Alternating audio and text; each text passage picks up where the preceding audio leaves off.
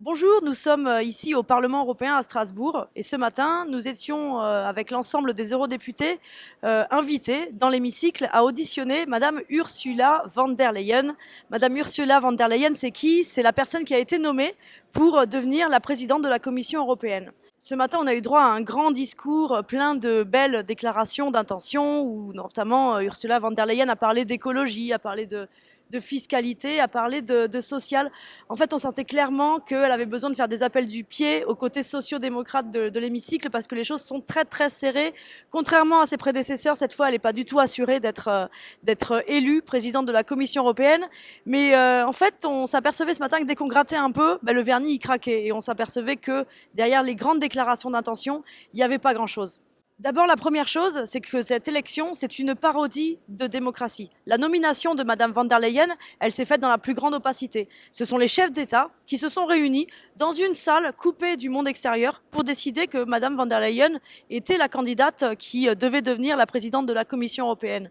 Présidente de la Commission européenne, c'est le poste le plus important de l'Union européenne et c'est pas normal au XXIe siècle que les choses se passent de cette façon complètement antidémocratique et coupée à la fois de la décision du peuple, mais également coupée de la décision des eurodéputés, des parlementaires que nous sommes. Sur la question importante de la lutte contre le changement climatique, Madame von der Leyen s'est contentée de déclarations d'intention qui s'apparentaient à du greenwashing. En bonne libérale qu'elle est, Madame von der Leyen propose que ce soit le marché qui permette de résoudre et de lutter contre le changement climatique, avec une banque du climat, évidemment, bien sûr, et le marché carbone. On pourrait comme ça dérouler sur l'ensemble des sujets. Je vous parlerai de, par exemple, la lutte contre l'évasion fiscale en Europe. Sur la lutte contre l'évasion fiscale, Madame von der Leyen, elle a plein de bons sentiments. Mais par contre, dès qu'il s'agit des solutions concrètes, il n'y a rien.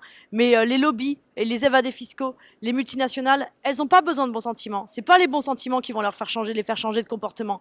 Elles ont besoin de mesures claires et contraignantes. Sur la question du droit d'asile, alors là, on assiste à un double discours de Madame von der Leyen. D'un côté, elle nous explique qu'il va falloir sauver des vies, et puis d'un autre côté, elle propose aucune mesure pour réformer le droit d'asile en Europe, pour lutter contre cette Europe forteresse. Mais c'est probablement dû au fait que Madame von der Leyen compte sur les votes de la partie très très à droite de l'hémicycle dans le Parlement européen, ce qui nous expliquerait ce double discours, vouloir à la fois contenter la droite de l'hémicycle et puis la gauche. Sur les questions de politique de défense, Madame von der Leyen, qui entre parenthèses est l'actuelle ministre de la Défense en Allemagne, Madame von der Leyen propose une politique de militarisation, une politique où on a une Europe qui est soumise à l'OTAN. Et cette politique, d'abord, elle coûte très cher pour les contribuables européens. Et puis en plus, c'est quelque chose de dangereux qui apportera beaucoup plus d'instabilité et de violence dans le monde entier que ce qu'on a actuellement.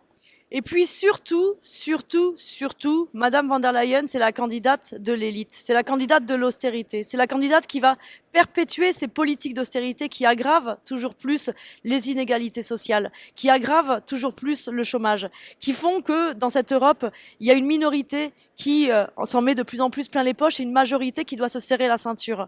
Et nous, avec la gauche unitaire européenne, avec notre délégation française, mais avec l'ensemble des délégations qui constituent notre groupe, on est au contraire pour un tournant dans les politiques qui sont menées à l'échelle européenne. Pour qu'enfin on mette en place des politiques qui aillent dans le sens de l'intérêt général, des politiques qui aillent dans le sens de la solidarité et de la justice sociale, parce que c'est le seul moyen de sortir de la crise économique.